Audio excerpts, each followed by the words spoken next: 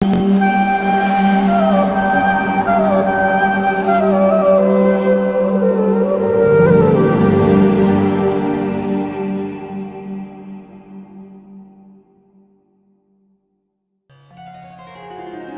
12 भक्ति योग।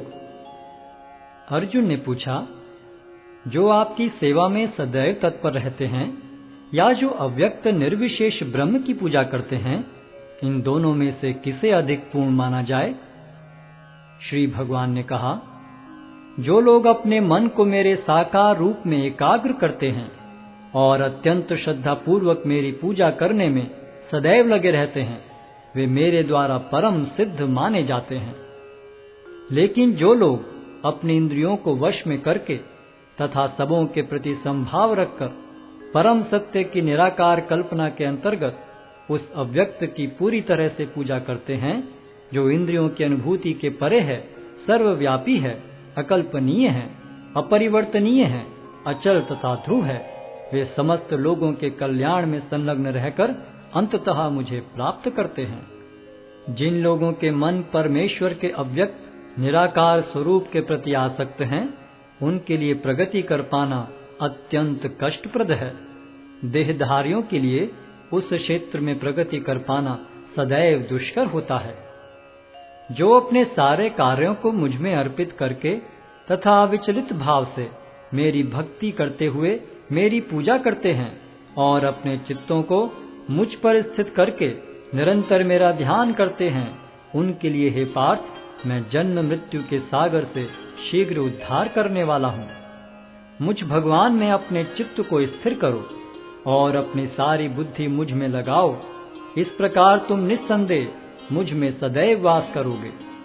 हे अर्जुन, हे धनंजय, यदि तुम अपने चित्त को विचल भाव से मुझ पर स्थिर नहीं कर सकते तो तुम भक्ति योग के विधि विधानों का पालन करो।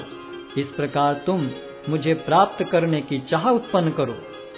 यदि तुम भक्ति योग के विधि विधानों का भी अभ्यास नहीं कर सकते तो मेरे लिए कर्म करने का प्रयत्न करो, क्योंकि मेरे लिए कर्म करने से तुम पूर्ण अवस्था को प्राप्त होगे।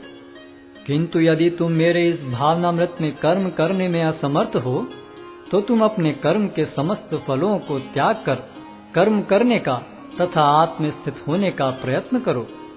यदि तुम यह अभ्यास नहीं कर सकते तो ज्ञान के अनुशीलन में लग जाओ। लेकिन ज्ञान से श्रेष्ठ ध्यान है और ध्यान से भी श्रेष्ठ है कर्म फलों का परित्याग, क्योंकि ऐसे त्याग से मनुष्य को मन शांति प्राप्त हो सकती है।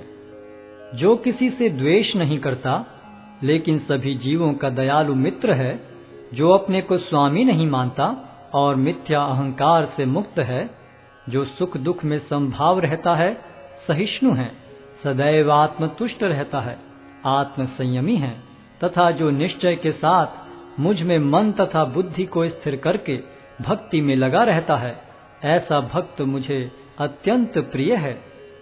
जिससे किसी को कष्ट नहीं पहुंचता तथा जो अन्य किसी के द्वारा विचलित नहीं किया जाता, जो सुख दुख में भय तथा चिंता में संभाव रखता है, वह मुझे अत्यंत प्रिय है। मेरा ऐसा भक्त जो सामान्य कार्यकलापों पर आश्रित नहीं है, जो शुद्ध है, दक्ष है, चिंता रहित है, समस्त कष्टों से रहित है और किसी फल के लिए प्रयत्नशील नहीं रहता, मुझे अतिशय प्रिय है।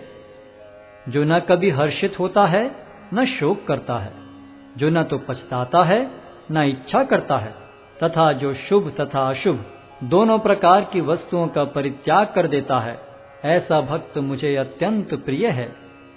जो मित्रों तथा शत्रुओं के लिए समान है, जो मान तथा अपमान, शीत तथा गर्मी, सुख तथा दुख, यश तथा अपयश में संभाव रखता है, जो दूषित संगति से सदैव मुक्त रहता है, जो सदैव मौन और किसी भी वस्तु से संतुष्ट रहता है, जो किसी प्रकार के घर बार की परवाह नहीं करता, जो ज्ञान में दृढ़ है और जो भक्ति में संलग्न है, ऐसा पुरुष मुझे अत्यंत प्रिय है। जो इस भक्ति के अमर पथ का अनुसरण करते हैं और जो मुझे ही अपना चरम लक्ष्य बनाकर श्रद्धा सहित पूर्ण रूपेण संलग्न रहते हैं, वे भक्त मुझे अत्यधिक प्रिय हैं।